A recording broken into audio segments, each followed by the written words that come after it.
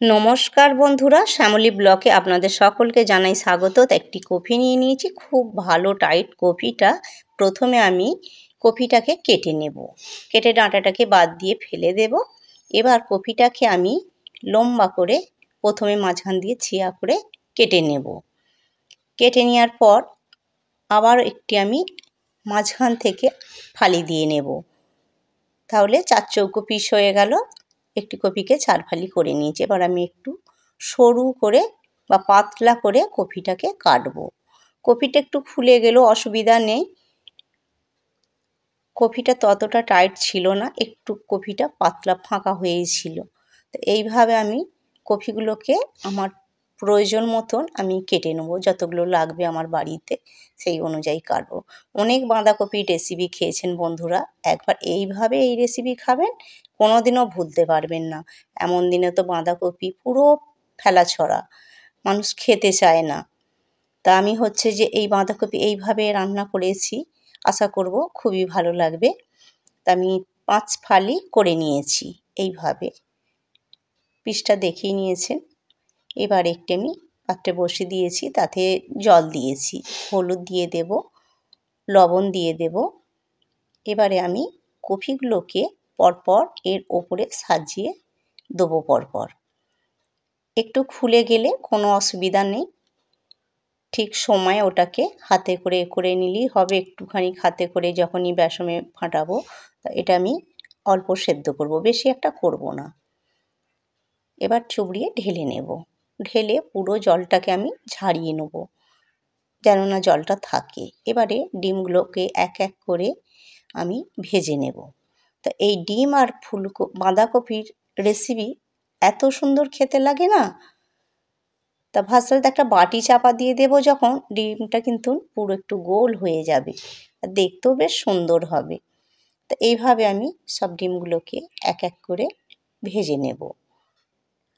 আর ডিমের কালারটাই দেখতে পাচ্ছেন কত সুন্দর হয়েছে। প্রতিবারই কিন্তু আমি একটা বাটি ঢাকা দিয়ে ভেজে নেব। আমার 3টে ডিমের প্রয়োজন, আমি 3টে ডিম ভেজেছি। তোমাদের যদি বেশি প্রয়োজন হয় বেশি নেবে। তা আমি একটা ছোট জায়গার মধ্যে নিয়ে নেব বেসন 1.5 চামচ, আর নিয়ে নেব লবণ, আর দেবো হলুদ। এবারে এইগুলোকে ভালো করে ফেটে নেব, অল্প করে জল দিয়ে দেখে নেব, খুব পাতলাও না খুব ঘনও নয়। এবার এই যে কফিটাকে নিয়েছি, কফিটাকে আমি এইভাবে ঠিক হাতে করে এইভাবে ঠিক মাখিয়ে দেব। তাতে করে যে সাইড হয়ে যাচ্ছে, খুলে যাচ্ছে, ওটা কিন্তু খুলবে না। যখনই আমি বেসনটাতে এইভাবে ভালো করে একটু বেশ, যেটা খুলে যাবে হাতে করে একটু ধরে নিতে হবে, ধরে নিয়ে পরপর করে সাজিয়ে গুছিয়ে আমি রেখে দেব। উল্টে পাল্টেই নেব, প্রত্যেকটা কফি কিন্তু উল্টে পাল্টে আমি সাইজ করে রাখলাম, সবগুলোই সাইজ হয়ে গেল। আশা করছি বোঝার অসুবিধা হচ্ছে না। এবার কড়ায় তেল দিয়ে দিয়েছি, এবারে এক এক করে কফিগুলোকে আমি কড়ায় তেলে ছেড়ে দেব। ভাসা তেলে খুব একটাও দিতে হবে না, ঠিক লিমিটেই দিলেই হবে। তা আমি কফিগুলো উল্টে দেবো, একদিকটা হয়ে গেছে, দেখতেই পাচ্ছেন বন্ধুরা, কালারটাও কিন্তু পারফেক্ট হয়েছে, একদম লোভনীয় হয়েছে। এভাবে ছোট বড় সবাই খাবে, কেননা এতে তো আর ঝাল দেওয়া থাকছে না, ঝালটা বুঝে দিলেই হবে। এখনকার বাচ্চারা এটা খাবো না সেটা খাবো না, কিন্তু এইভাবে রান্না করে দিলে খুবই খাবে, দেখে পছন্দ হয়ে যাবে, ঠিক খেয়ে নেবে। আর এই এক এক করে কফিগুলো কিন্তু আমি একদম হালকা আঁচে ভাজবো, খুব একটা ধরধরি জালটা দেবো না, একদম মিডিয়াম আঁচেতে ভাজলেই কফির ভাজাটা ভেতর থেকে ভালো হবে, তাতে করে স্বাদটা আরও বাড়বে। এপিট ওপিট করে 3-4 বার ধরে কিন্তু আমি উল্টে ভেজেছি, দেখতে কত সুন্দর হয়েছে। পুরো ভেতরটাও ভাজা হয়ে গেছে, বারটাও ভাজা হয়ে গেছে। ডিম কফি একসাথে আছে বোঝা দায়, কফিটাই কিন্তু সুন্দর দেখাচ্ছে। এই খোলাটা হলেই হয়ে যাবে।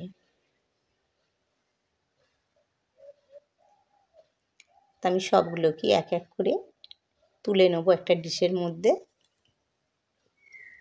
এবারে ওই তেলেতে দিয়ে দেব আর কিছুটা তেল, দিয়ে প্রথমে দিয়ে দেবো ফোড়ন। 5 ফোড়ন দিলে ফ্লেভারটা ভালোই আসবে।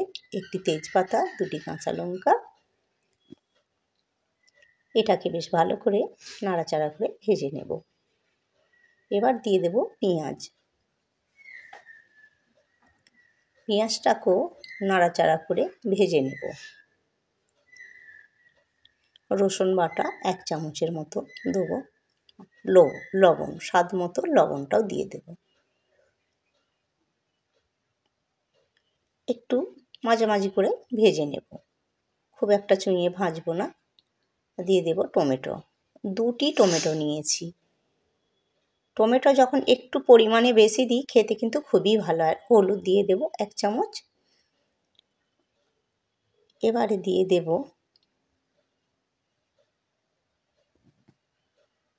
অল্প একটু, যখনই লবণটা দিয়েছি না, টমেটোটা খুব গলতে শুরু করে দেবে।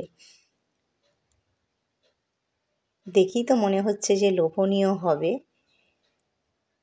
একটু জালটা ধীরে ধীরে দিতে হবে, তাহলে কালারটাও ভালো হবে আর খেতেও ভালো হবে।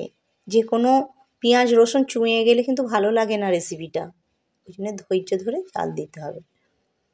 1 চামচ লঙ্কা গুঁড়ো, ঝাল লঙ্কার গুঁড়ো, ঝালটা বুঝেই দিতে হবে। আর হলুদ গুঁড়ো যেহেতু আগে দিয়েছি, 1/2 চামচ দিয়েছি। এবারে দিয়ে দেবো আদা বাটা, ধনে গুঁড়ো, জিরে পাউডার। পরপর করে আমি এগুলোকে দিয়ে দেব। দিয়ে নাড়াচাড়া করে ভেজে নেব। অল্প একটু জল অ্যাড করে নিলাম। মশলাটাকে 2 মিনিট ধরে ভাজতে থাকবো।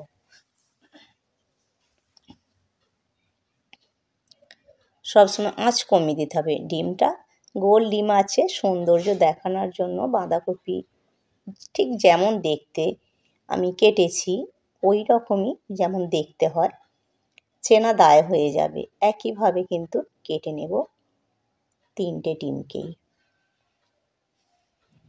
বাঁধাকপিটা কত সুন্দর দেখতে হয়েছে, আর ফালিগুলো একই হয়েছে। ডিম বাঁধাকপির ফালিটা দেখতে কিন্তু সাইজটা একই লাগছে। মশলাটা কিন্তু ভাজা হয়েই আসছে, বেশি দেরি আর নেই।